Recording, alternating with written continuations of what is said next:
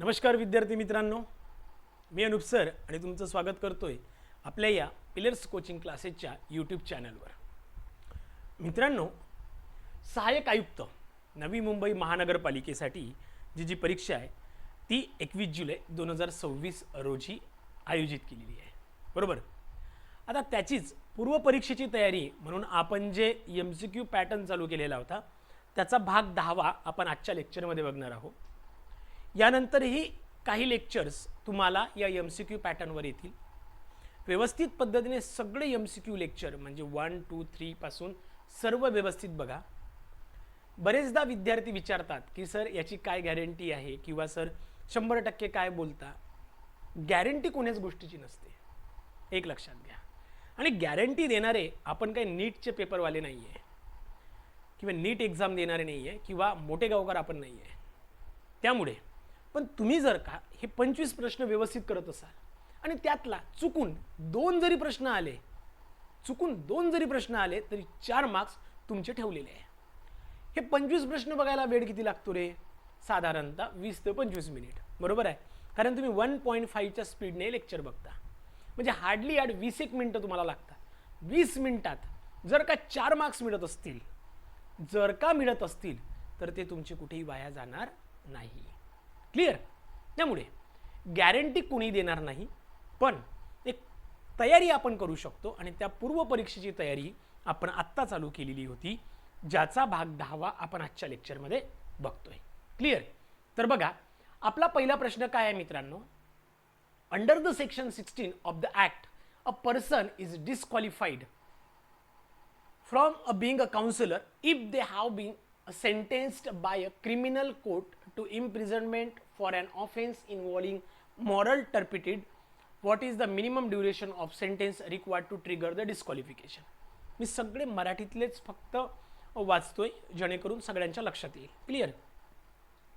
अधिनियमाच्या कलम 16 अन्वये इथे महानगरपालिका हा शब्द पाहिजे होता. त्या अधिनियमांतर्गत कलम 16 अन्वये जर एखाद्या व्यक्तीला फौजदारी न्यायालयाने नैतिक अधपतनाचा समावेश असलेल्या गुन्ह्यासाठी कारावासाची शिक्षा सुनावली असेल तर ती व्यक्ती नगरसेवक होण्यासाठी अपात्र ठरते. ही अपात्रता लागू होण्यासाठी किमान किती कालावधीची शिक्षेची आवश्यकता असते? 3 महिने, 6 महिने, 1 वर्ष, 2 वर्ष. म्हणजे एखाद्या व्यक्तीला ज्या वेळेला एखाद्या गुन्ह्याच्या अंतर्गत किंवा त्या नगरसेवकाला एखाद्या गुन्ह्याच्या अंतर्गत जर का शिक्षा होत असेल तर ती शिक्षा कितीपेक्षा जास्त असायला पाहिजे जेणेकरून तो नगरसेवक पदावर राहणार नाही, तो अपात्र होईल. क्लिअर? सिंपल प्रश्न होता, एकदम सिंपल आहे. व्यवस्थित उत्तर द्या. आणि सगळ्यात शेवटी पुन्हा तुम्हाला माहित आहे की आपल्याला काय सांगायचं आहे. तुमचे आउट ऑफ 25 किती करेक्ट आले हे व्यवस्थित पद्धतीने तुम्हाला सांगायचं आहे. क्लिअर? तर सगळ्यात महत्त्वाची गोष्ट काय आहे, करेक्ट उत्तर काय येतं याचं, तर 6 महिन्यापेक्षा जास्त. बरोबर आहे, 6 महिन्यापेक्षा जास्त. म्हणजे 16 अंतर्गत किंवा सेक्शन नंबर 16च्या अंतर्गत जर एखाद्या व्यक्तीला कोर्टाने 6 महिन्यापेक्षा जास्त इम्प्रिझनमेंटची शिक्षा दिली असेल तर ती व्यक्ती नगरसेवक पदासाठी अपात्र ठरते. किंवा 6 महिन्यापेक्षा किंवा त्यापेक्षा कमी शिक्षा असेल तर ती अपात्रता लागू होत नाही. म्हणजे जर का ती 5 महिने, 10 दिवस, 12 दिवस, 29 दिवस जरी का असेल तरी ती लागू होणार नाही. 6 महिने किंवा त्यापेक्षा जास्त जर का असेल तर ती अपात्र होईल. म्हणून बी करेक्ट. क्लिअर? दुसरं काय बोलतोय, अधिनियमाच्या प्रकरण 2 नुसार गणसंख्येच्या अभावी महानगरपालिकेची सभा तहकूब करण्यात आल्यास तहकूब केलेल्या सभेमध्ये कामकाजासाठी गणसंख्येची आवश्यकता नसते, परंतु या तहकूब सभेच्या विषयपत्रिकेबाबत कोणती बंधनकारक अट आहे? आयुक्ताद्वारे नवीन तातडीचे विषय जोडले जाऊ शकतात. मूळ सभेमध्ये अनिर्णित राहिलेले कामकाजच फक्त चालवले जाऊ शकते. विषयपत्रिकेला महापौरांची नव्याने मंजुरी मिळणे आवश्यक आहे. सार्वजनिक हिताच्या कोणत्याही बाबीवर नव्याने चर्चा केली जाऊ शकते. चला उत्तर पटकन द्या. मला माहिती आहे तुम्ही प्रश्न बरोबर सांगता, उत्तर तुमचे बरोबर येतील, 100% बरोबर येतील. फक्त व्यवस्थित तयारी करा, व्यवस्थित अभ्यास करत राहा आणि हेच महत्त्वाचं आहे. क्लिअर? क्लिअर? चला आता कोरम नसल्यामुळे जर का मीटिंग रद्द केली झाली किंवा रद्द झाली असेल तर पुढील मीटिंगमध्ये कोरमची गरज नसते, पण फक्त आधीच्या मीटिंगमध्ये जे काही पेंडिंग कामं असतील किंवा पेंडिंग बिझनेस जे असतील तेवढेच घेता येते, नवीन अजेंडा डिस्कस करता येत नाही. क्लिअर? त्यामुळे मूळ सभेमध्ये अनिर्णित राहिलेले कामकाजच फक्त चालवले जाऊ शकते, त्याच्या व्यतिरिक्त काहीही करता येत नाही. म्हणून मग ऑप्शन बी करेक्ट. क्लिअर? व्यवस्थित समजून घ्या. ऑप्शन बी करेक्ट. कुठे दिलाय? चॅप्टर नंबर 2 मध्ये दिलाय, महाराष्ट्र म्युनिसिपल कॉर्पोरेशन ऍक्ट 1949 अंतर्गत. Under the section 5 of the act who holds the अधिनियमाच्या कलम 5 अन्वये शासकीय राजपत्रात अधिसूचना जारी करून शहराच्या किंवा महानगरपालिका क्षेत्राच्या सीमा बदलण्याचा अंतिम अधिकार कोणाकडे आहे? महानगरपालिका आयुक्त, महापौर इन काउन्सिलिंग, राज्य शासन, विभागीय आयुक्त कोणाकडे असतो?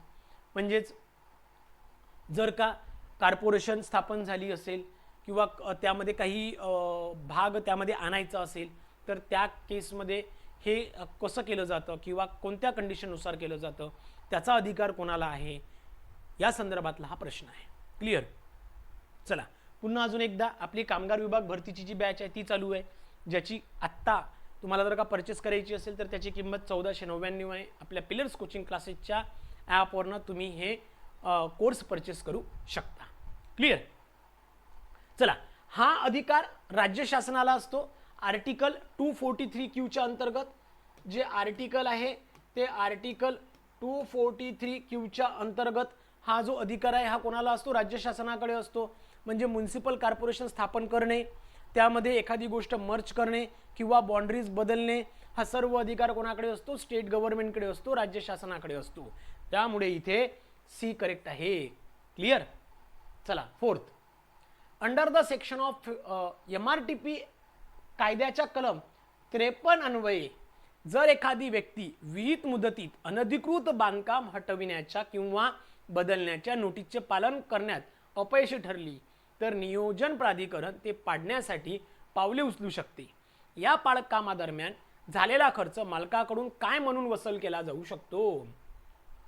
बघा, जमिनीच्या बाजार मूल्याच्या दुप्पट दंड म्हणून, जमिनीच्या महसुलाची थकबाकी म्हणून, दिवाणी न्यायालयाच्या हुकमान्यांवरील कर्ज म्हणून, महानगरपालिका मालमत्ता कर अधिभार म्हणून. एखाद्याने जर का अनधिकृत बांधकाम केले आणि त्याने जर का दिलेल्या अटी शर्तींचं पालन केलं नाही तर त्याचं बांधकाम पाडण्यात येते, डिमॉलिश करण्यात येते. आता डिमॉलिश करताना जो काही खर्च त्या प्राधिकरणाला किंवा त्या पर्टिक्युलर ऑथॉरिटीला लागला असेल तो खर्च कोण भरून देतो? तर मालक भरून देत असतो. हा खर्च भरून देताना जर का तो खर्च भरून देत नसेल किंवा तो कोणत्या पद्धतीने त्याला वसूल केला जातो तशा संदर्भातला प्रश्न आहे. तर करेक्ट उत्तर काय आहे? पटकन सांगा. अगदी बरोबर, परफेक्ट गेस करताय. काय? बी करेक्ट आहे. काय? बी करेक्ट आहे. समजा प्लॅनिंग ऑथॉरिटीने जर का अनऑथराइज अनधिकृत बांधकाम करण्यासाठी जो काही खर्च केला असेल तो संबंधित व्यक्तीने भरावा लागतो आणि संबंधित व्यक्तीने तो भरला नाही तर तो त्या केसमध्ये जमिनीच्या महसुलाची थकबाकी म्हणून त्याच्याकडनं वसूल केला जातो किंवा रिकव्हर केला जात असतो. क्लिअर? म्हणून बी करेक्ट. नेक्स्ट 5, MRTP कायद्याचे कलम 54 नियोजन प्राधिकरणाला अनधिकृत बांधकाम थांबवण्याचा अधिकार देते.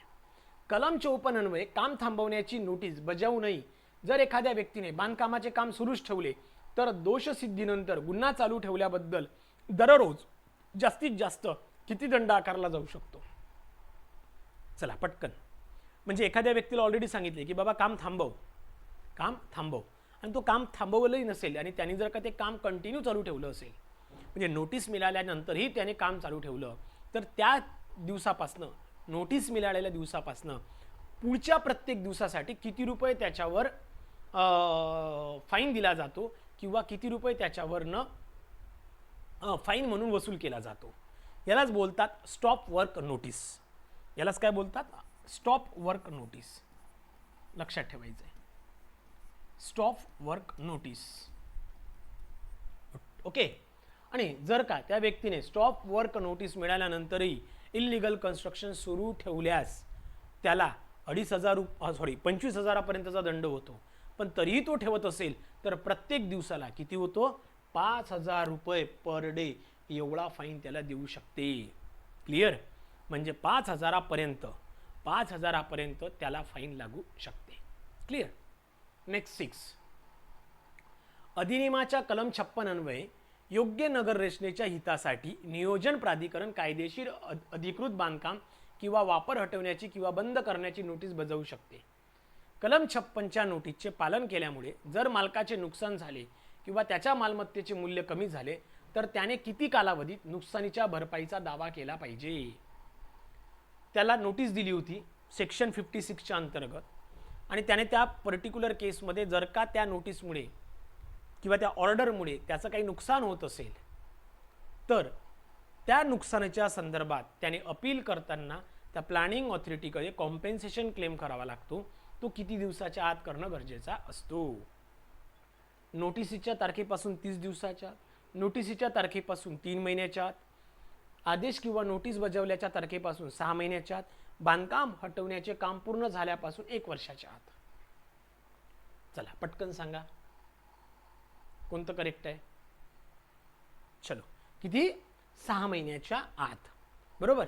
म्हणजेच काय, सेक्शन 56च्या अंतर्गत ऑर्डरमुळे जर का नुकसान होत असेल तर नोटीस किंवा ऑर्डर मिळाल्यापासून 6 महिन्याच्या आत प्लॅनिंग ऑथॉरिटीकडे कॉम्पेन्सेशन क्लेम करावा लागतो.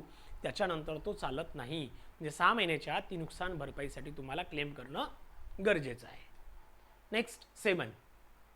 आपत्ती व्यवस्थापन सुधारण कायदा 2025 अन्वये ढगफुटी आणि शहरी पूर सारख्या स्थानिक नागरी संकटांना हाताळण्यासाठी एक रचनात्मक बदल करण्यात आला आहे.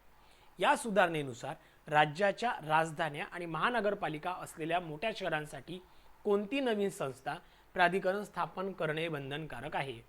महानगर आपत्ती कृती दल, शहरी आपत्ती व्यवस्थापन प्राधिकरण, महानगर लवचिक व्यवस्थापन परिषद, स्थानिक हवामान कृती समिती. चला, ओके, काय स्थापन करणं गरजेचं आहे? आता इथे महानगरच्या संदर्भात म्हणजे शहराच्या संदर्भात बोललाय, तर शहराच्या संदर्भात आहे तर तशा पद्धती तुम्हाला लक्षात घ्यायची गरज आहे. 2025चं जे अमेंडमेंट आहे त्याच्यामध्ये ज्यामध्ये काही चेंजेस केले गेले त्यामध्ये क्लिअर सांगितलं आहे की अर्बन डिझास्टर मॅनेजमेंट ऑथॉरिटी, ज्याला आपण काय बोलतो, UDMA बोलतो. क्लिअर? हे स्थापन करण्याची गरज असते. म्हणजेच काय, हे स्थापन करायला पाहिजे. याचा बेसिक मोटो काय असतो तर अर्बनमध्ये जे काही फ्लड येतो, पूर येतो, जर का एखादं इन्फ्रास्ट्रक्चर फेल्युअर होत असेल, सिटी डिझास्टर असेल, हे हँडल करण्यासाठी किंवा हाताळण्यासाठी हे अर्बन डिझास्टर मॅनेजमेंट जे आहे हे काम करतं. म्हणून काय बरोबर? बी बरोबर. क्लिअर? नेक्स्ट 8. नुकत्याच लागू झालेल्या आपत्ती व्यवस्थापन कायदा 2025 अंतर्गत राष्ट्रीय पातळीवर गंभीर परिणाम करणाऱ्या मोठ्या आपत्तींसाठी नोडल संस्था म्हणून काम करण्यासाठी पूर्वीच्या कोणत्या प्रशासकीय संस्थेला अधिकृतपणे वैधानिक दर्जा देण्यात आला आहे आणि त्याचे अध्यक्ष कोण असतात?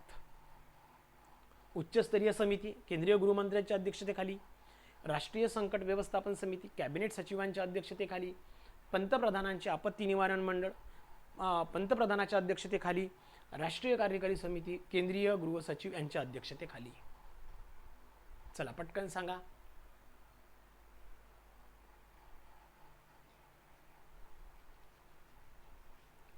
आणि काय म्हटलंय? राष्ट्रीय पातळीवर. बरं, राष्ट्रीय पातळीवर, नॅशनल लेवलची गोष्ट चालू आहे. ओके, सिटी किंवा स्टेट लेवलची नाही आहे, नॅशनल लेवलची गोष्ट चालू आहे. तर नॅशनल लेवलवर मोठ्या आपत्ती हँडल करण्यासाठी national crisis management committee form केली जाते, ज्याला आपण NCMC सुद्धा बोलतो. लक्षात आलं? NCMC बोलतो. आणि याचा जो चेअरमन असतो तो कॅबिनेट सेक्रेटरी असतो. कोण असतो? कॅबिनेट सचिव हा असतो. त्यामुळे इथे बी करेक्ट येतं. क्लिअर? चला नेक्स्ट. या दुरुस्तीद्वारे म्हणजेच नॅशनल डिझास्टरचा जो काही नवीन अमेंडमेंट आहे त्यानुसार या दुरुस्तीद्वारे राष्ट्रीय आपत्ती डेटाबेस नावाची एक केंद्रीकृत प्रणाली सुरू करण्यात आली आहे. या नवीन कायदेशीर डिजिटल संरचनेचा प्राथमिक मुख्य उद्देश काय आहे? प्राथमिक मुख्य उद्देश काय आहे? संत प्रतिसादामुळे राज्य सरकारवर आकारण्यात येणाऱ्या आर्थिक दंडाचा मागोवा घेणे, हवामान अंदाजासाठी मॉडेल्स एकत्रित करणे आणि आपत्ती जोखीम व निधी वाटपाचा रिअल टाइम डेटा राखणे, सर्व नागरी सेवकांची कॉर्पोरेट पद्धतीच्या आपत्ती प्रशिक्षणाची नोंदणी करणे, राज्य प्राधिकरणांना वगळून नागरिकांना थेट नुकसान भरपाई वितरित करणे. चला पटकन सांगा.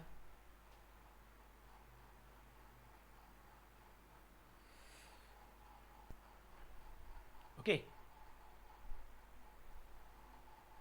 चला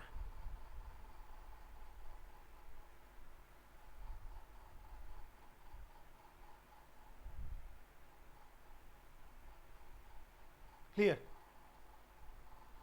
चला बघा, नॅशनल डिझास्टर डेटाबेसमध्ये रिअल टाइम डिझास्टर इन्फॉर्मेशन किंवा रिस्क असेसमेंट आणि फंडचं अलोकेशन ही माहिती ठेवली जाते.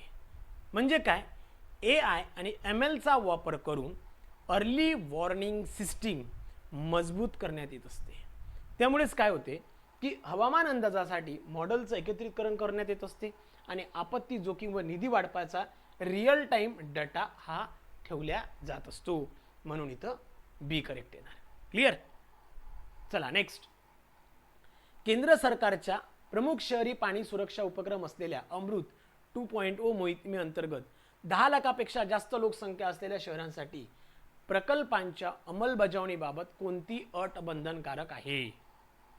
कोणती अट बंधनकारक आहे? 100% प्रकल्प फक्त ई टेंडर द्वारे राबवले जातील. त्याच्या प्रत्येक प्रकल्प वाटपापैकी किमान 10% प्रकल्पाची अंमलबजावणी सार्वजनिक खासगी भागीदारीद्वारे केली पाहिजे. 20% निधी कॉर्पोरेट CSR कडून मिळवणे बंधनकारक आहे. 50% प्रकल्पाचे कामकाज स्थानिक महिला बचत गटामार्फत केले पाहिजे. चला पटकन. आता ऑब्व्हियसली हा तर डी तर नाही येणार करेक्ट. ओके, कारण की अमृतमध्ये काय स्थानिक महिला बचत गट तत्वर काय काम करू शकत नाही. बरोबर आहे. चला पटकन सांगा. जे विद्यार्थी कामगार विभाग भरतीसाठी निरीक्षक, लेखापाल किंवा लघु टंकलेखक पदासाठी जर का स्टडी करत असेल तर आपला जो कोर्स आहे तो अजूनही चालू आहे, जो की 1499 मध्ये अवेलेबल आहे आपल्या पिलर्स कोचिंग क्लासेसमध्ये. तर तुम्ही तो परचेस करू शकता. क्लिअर. तर बघा मित्रांनो, सेक्शन नंबर 10 काय सांगतो, 10 लाखापेक्षा जास्त पॉप्युलेशन जर का असेल किंवा जे असलेले शहर आहे त्यांना कमीत कमी 10% प्रोजेक्ट हा PPP पॅटर्ननुसार, म्हणजेच काय या केसमध्ये पब्लिक प्रायव्हेट पार्टनरशिप नुसार पूर्ण करणं गरजेचं असते आणि ही अट यामध्ये टाकलेली आहे. म्हणून कमीत कमी 10% प्रोजेक्ट हा PPP pattern public private partnership प्रोजेक्टनुसार केलं जात असते. क्लिअर. गृहनिर्माण आणि शहरी व्यवहार मंत्रालयाद्वारे सार्वजनिक वाहतूक क्रांती घडवण्यासाठी PM ई-बस सेवा योजना राबवली जात आहे. या योजनेच्या मार्गदर्शक तत्वानुसार 10,000 वातानुकूलित इलेक्ट्रिक बसेस तैनात करण्यासाठी पात्र ठरणाऱ्या शहरांसाठी लोकसंख्या निकष काय आहे? ओके, लोकसंख्या निकष काय? 1 लाख ते 10 लाख, 3 लाख ते 40 लाख, केवळ 50 लाख पेक्षा जास्त, 10 लाखापेक्षा जास्त लोकसंख्या असलेल्या राज्यांची राजधानी असलेली शहरे. चला पटकन सांगा.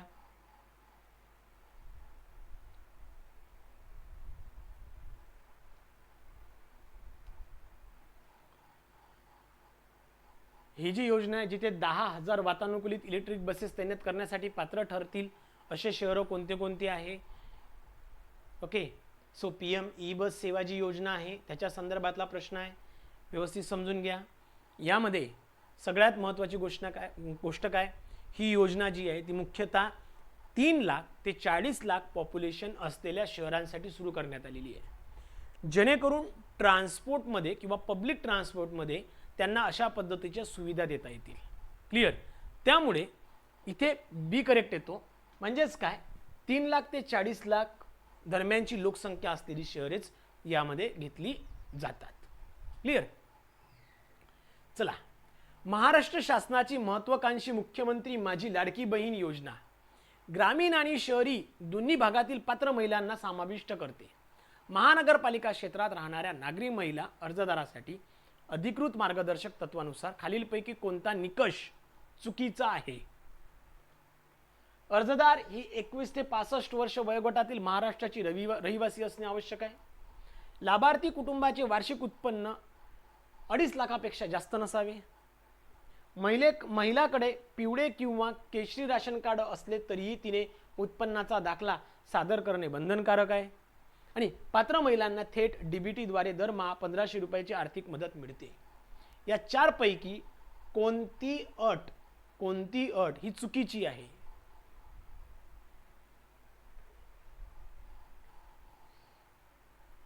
आता सरळ सरळ दिलेला आहे, पटकन सांगा. मुख्यमंत्री माझी लाडकी बहीणची जी योजना आहे त्या संदर्भातला प्रश्न आहे. तर यामध्ये महानगरपालिका क्षेत्रात राहणाऱ्या, आता इथे महानगरपालिका क्षेत्रात हा फक्त तुम्हाला कन्फ्यूज करायसाठी टाकला. ओके, चुकीचं काय आहे एक लक्षात घ्या की इथे त्यांनी क्लिअर म्हटलं आहे महिलेकडे पिवळे किंवा केशरी राशन कार्ड असले तर. आता पिवळे आणि केशरी हे आधीच काय इंडिकेट करतं की त्यांचं उत्पन्न कमी आहे. म्हणजेच काय, हे सरळ सरळ हे चुकीचं आहे.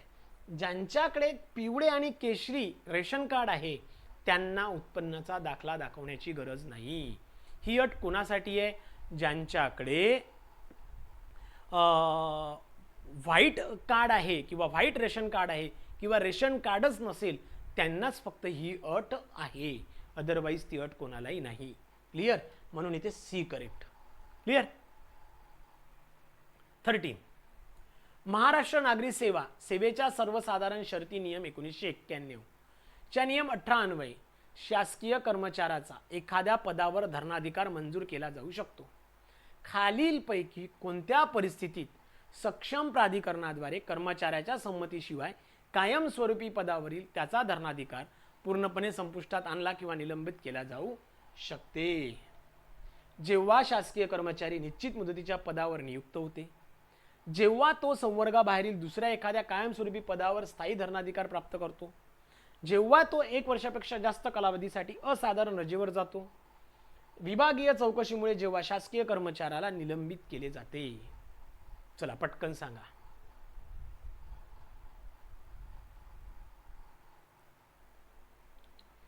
कायमस्वरूपी पदावर त्याचा धर्माधिकार म्हणजे लीन कधी संपुष्टात येतो, त्याचा हक्क कधी संपवला जातो? ओके, तर तुम्हाला माहित आहे की एकच व्यक्ती 2 परमनंट पोस्टवर स्वतःचा लीन सांगू शकत नाही, धर्माधिकार म्हणजे हक्क सांगू शकत नाही, किंवा 2 व्यक्ती एका परमनंट पोस्टवर सुद्धा धर्माधिकार सांगू शकत नाही. मग मी पहिली जी कंडिशन सांगितली की एक व्यक्ती 2 पोस्टवर म्हणजे सरळ सरळ जर का मी बी ऑप्शन बघितलं तर काय म्हटलंय, जेव्हा तो संवर्गाबाहेरील दुसऱ्या एखाद्या कायमस्वरूपी पदावर स्थायी धर्माधिकार प्राप्त करतो. म्हणजे जर का एखादा गव्हर्नमेंट सर्वंटला दुसऱ्या एखाद्या परमनंट पोस्टवर परमनंट लीन मिळाल्यावर त्याचा आधीच्या पदावर किंवा दुसऱ्या पदावरचा जो लीन असतो तो आपोआप संपत असतो, तो आपोआप संपुष्टात येत असतो. क्लिअर? त्यामुळे इथे बी करेक्ट. नेक्स्ट, या नियमांच्या नियम 24 नुसार प्रकरणातील अपवादात्मक परिस्थिती लक्षात घेऊन शासनाने अन्यथा निर्णय घेतला नसल्यास कोणत्याही शासकीय कर्मचाऱ्याला सलग किती कालावधीपेक्षा जास्त काळासाठी कोणत्याही प्रकारची रजा मंजूर केली जाणार नाही? 2 वर्ष, 3 वर्ष, 5 वर्ष की 7 वर्ष?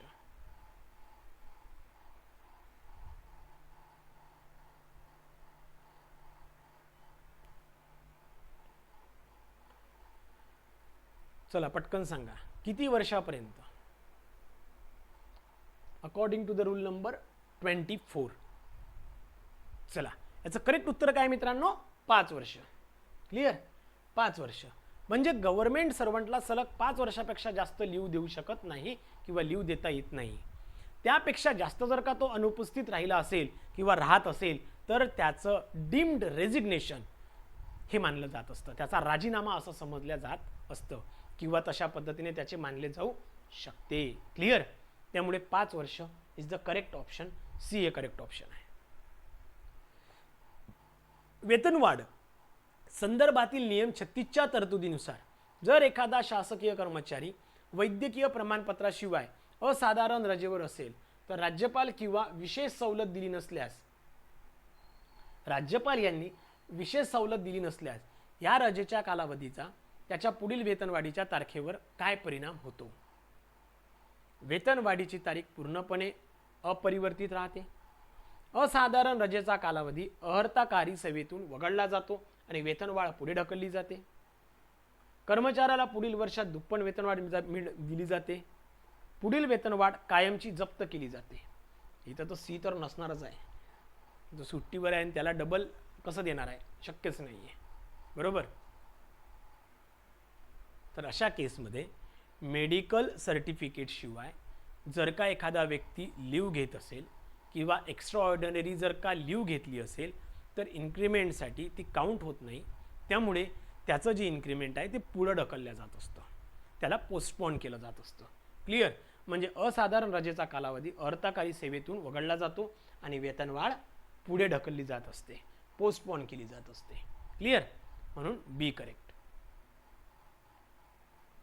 निलंबित शासकीय कर्मचाऱ्याला किती दिवसाच्या आत दोषारोपपत्र बजावणे बंधनकारक आहे?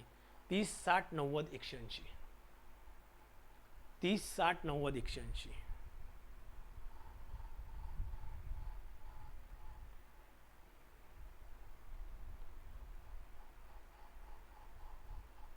चला पटकन सांगा. म्हणजे निलंबित शासकीय कर्मचाऱ्याला किती दिवसाच्या आत जी चार्जशीट आहे, ओके, दोषारोपपत्र बजावणं बंधनकारक असते. ओके. तर लक्षात ठेवायचं 90 दिवसाच्या आत. म्हणजेच काय, एखाद्या ऑफिसरला किंवा कर्मचाऱ्याला सस्पेन्शन झाल्यानंतर 90 दिवसाच्या आत चार्जशीट देणं आवश्यक असते. तसं जर दिलं नाही तर त्या सस्पेन्शनचा रिव्ह्यू घेतला जातो किंवा रिव्ह्यू केला जात असतो. क्लिअर. नेक्स्ट 17. नियम 5 अंतर्गत खालीलपैकी कोणती मोठी शास्ती आहे? आता यामध्ये मेजर पेनॉल्टीच्या संदर्भात सांगितलं आहे की कोणती मेजर पेनॉल्टी आणि मायनर पेनॉल्टी आहे. त्याला सेन्शर ठेवणे, ठपका ठेवणे, पदोन्नती रोखणे, सक्तीने सेवानिवृत्ती करणे, आर्थिक नुकसान वसूल करणे, यापैकी कोणती मेजर पेनॉल्टी आहे? क्लिअर. आता ठपका ठेवणे किंवा त्याची निषेध करणे, these are the minor penalties. Okay. पदोन्नती रोखणे ही काय मायनर पेनॉल्टीज आहे. पण सक्तीची सेवानिवृत्ती देणे, बरोबर आहे, कंपल्सरी रिटायरमेंट, रिमूव्हल आणि डिसमिस करणं हे मेजर पेनॉल्टीमध्ये येत असतात. त्याच्यामुळे सक्तीची सेवानिवृत्ती करणं हे काय आहे तर मेजर पेनॉल्टीमध्ये येते आणि त्यांनी मोठी शास्ती विचारली आहे. त्याच्यामुळे सी करेक्ट येतं. 18. निलंबित कर्मचाऱ्यासाठी बचावासाठी व्यावसायिक वकिलाची मदत घेऊ शकतो का? निलंबित कर्मचारी बचावासाठी व्यावसायिक वकिलाची मदत घेऊ शकतो का? हो, नेहमीच घेऊ शकतो. नाही, कधीच नाही. केवळ विभागाच्या सादरीकरण अधिकारी देखील वकील असेल तरच, केवळ उच्च न्यायालयाच्या परवानगीने.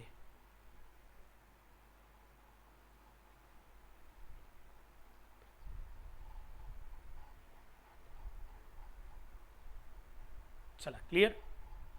तर बघा, जर का डिपार्टमेंटचा प्रेझेंटिंग ऑफिसर लॉयर जर असेल, तो जर का वकील असेल तरच तो एम्प्लॉई लॉयरने डिफेन्स करण्याची परवानगी त्याला मिळते किंवा लॉयरने डिफेन्स त्याला करता येतं.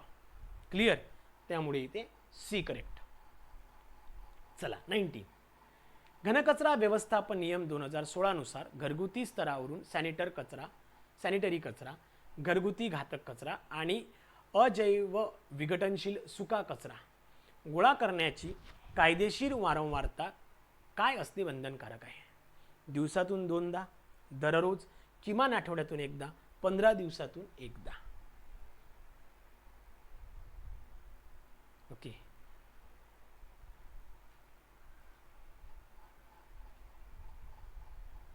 आता यांनी काय म्हटलंय? घनकचरा व्यवस्थापन घरगुती स्तरावरून सॅनिटरी कचरा, घरगुती घातक कचरा म्हणजे सुका कचरा जो आहे आणि अजैव विघटनशील जो कचरा आहे सुका कचरा, हा रोज करायला पाहिजे, दिवसातून 2दा करायला पाहिजे, आठवड्यातून 1दा करायला पाहिजे की 15 दिवसातून 1दा करायला पाहिजे. ओके. गोळा करणं विचारत आहे. क्लिअर. तर लक्षात ठेवायचं, वेस्ट वेट जो ओला कचरा आहे तो रोज गोळा करायला पाहिजे किंवा करणं आवश्यक असते. पण ज्यामध्ये सुका कचरा आहे, ज्याला ड्राय वेस्ट बोलतो, सॅनिटरी वेस्ट असतील किंवा डोमेस्टिक हजार्डस वेस्ट असेल, म्हणजे आपण त्याला काय बोलतो की घरगुती घातक कचरा जो असतो, तो कचरा किमान आठवड्यातून एकदा गोळा करणे बंधनकारक असते. म्हणजे तो रोज करायची गरज नाही आहे, तो आठवड्यातून एकदा जमा करायला पाहिजे. क्लिअर? 20 2016च्या नियमानुसार घनकचरा प्रक्रिया आणि विल्हेवाट केंद्राभोवती निवासी क्षेत्रापासून किमान किती अंतराचा बफर झोन राखणे बंधनकारक आहे? बफर झोन राखणे बंधनकारक आहे. किती मीटरचा असायला पाहिजे? 20, 50, 100, 500?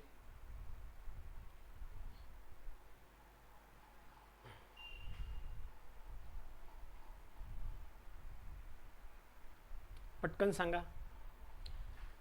त्यासोबतच एक लक्षात घ्या, आपली 1200 पेक्षा जास्त म्हणजे जवळपास 1285 प्रश्नांची टेस्ट सिरीज सुद्धा आहे विजयपथ.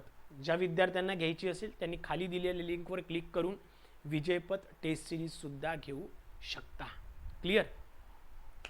म्हणजे डिस्क्रिप्शनमध्ये जर तुम्ही बघितलं तर तुम्हाला सगळंच मिळेल. कामगार विभाग भरतीचा कोर्स मिळेल, तुम्हाला विजयपथ टेस्ट सिरीज मिळेल, किंवा आपला हा सहाय्यक आयुक्त नवी मुंबई महानगरपालिकेचा कोर्स सुद्धा अवेलेबल आहे.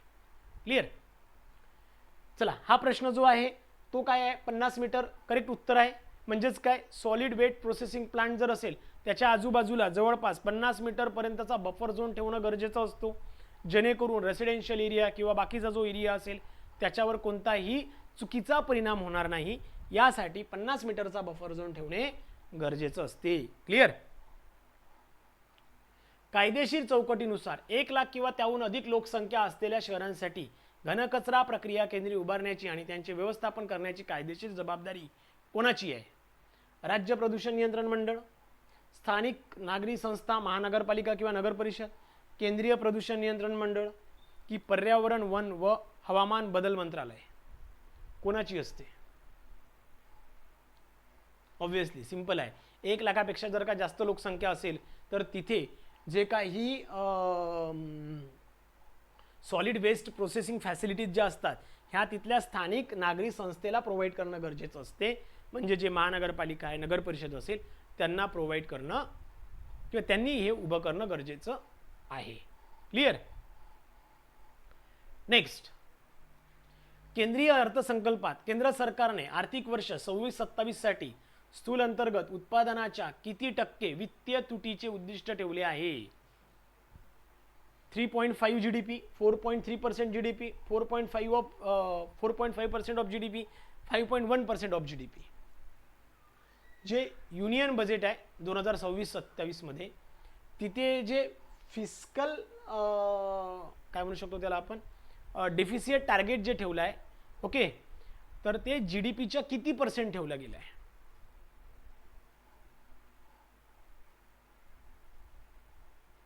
ओके, किती आहे? 4.3% आहे. म्हणजे युनियन बजेट जे आहे 2026-27 मध्ये त्याचं फिस्कल डिफिसिट टार्गेट जे आहे ते GDPच्या 4.3% ठेवण्यात आलेलं आहे आणि मागच्या वर्षापेक्षा 4.4% पेक्षा कमी आहे. क्लिअर? चला नेक्स्ट, भारताचे सध्याचे मुख्य आर्थिक सल्लागार कोण आहे? ज्यांच्या प्रशासकीय कार्यकाळाला सरकारने अधिकृतपणे मार्च 27 पर्यंत मुदतवाढ दिलेली आहे. डॉक्टर व्ही अनंत नागेश्वरम, डॉक्टर कृष्णमूर्ती सुब्रमण्यम, डॉक्टर अरविंद सुब्रमण्यम, की श्री सौरभ गर्ग?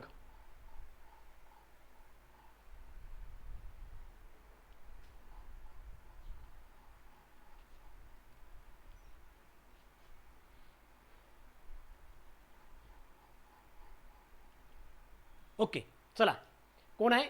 डॉक्टर व्ही अनंत नागेश्वरम. ओके, हे कोण आहे? भारताचे चीफ इकॉनॉमिक ॲडवायझर आहे आणि यांचा कार्यकाळ मार्च 27 पर्यंत काय केला आहे, याला मुदतवाढ दिली आहे किंवा एक्सटेन्शन दिले गेलं आहे. मार्च 27 पर्यंत ते भारताचे चीफ इकॉनॉमिक ॲडवायझर म्हणून काम करतील. डॉक्टर व्ही अनंत नागेश्वरन. क्लिअर?